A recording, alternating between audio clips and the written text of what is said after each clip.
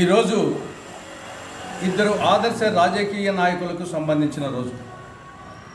ఒకరు నీలం సంజీవ్ రెడ్డి గారు, రెండవవారు పుచ్చలపల్లి సుందరయ్య గారు. నీలం సంజీవ్ రెడ్డి గారికి సంబంధించి 111వ జయంతి రోజు, సుందరయ్య గారికి సంబంధించి 39వ వర్ధంతి.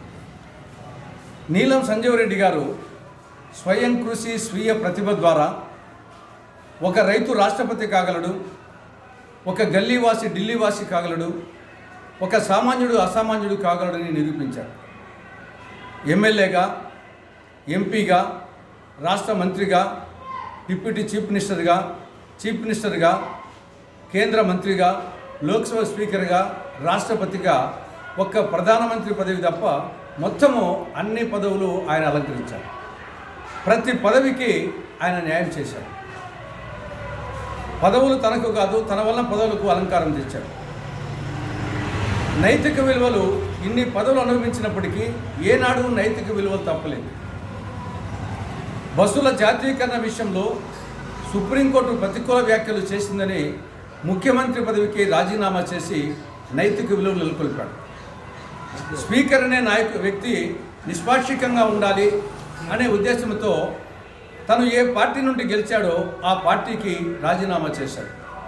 కాబట్టి అటు పదవుల పరంగా, ఇటు పార్టీ పరంగా ఆంధ్ర రాష్ట్ర కాంగ్రెస్ కమిటీ అధ్యక్షునిగా, ఏఐసిసి అధ్యక్షునిగా పార్టీ కోసం నిరంతరం కృషి చేశాడు.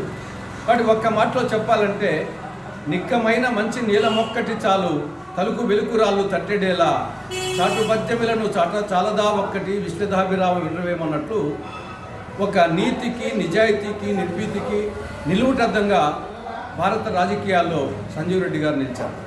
అదేవిధంగా పుచ్చలపల్లి సుందరయ్య గారు ఎమ్మెల్యేగా, ఎంపీగా, పార్లమెంటులో ప్రతిపక్ష నాయకుడిగా ఉంటూ సైకిల్ మీద పార్లమెంటుకు పోయినటువంటి వ్యక్తి.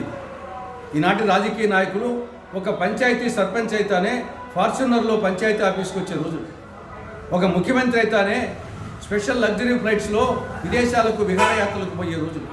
అలాంటిది పార్లమెంటులో ప్రతిపక్ష నాయకుడిగా ఉంటూ సైకిల్ మీద పార్లమెంటుకు పోయాడు. కాబట్టి అటువంటి నిరాడంబర నాయకుడు. కాబట్టి వీళ్ళిద్దరినీ నేటి రాజకీయ నాయకులు కానీ, యువత కానీ అటు ఆదర్శంగా, మార్గదర్శకంగా తీసుకోవాల్సిన అవసరం ఎంతైనా ఉంది.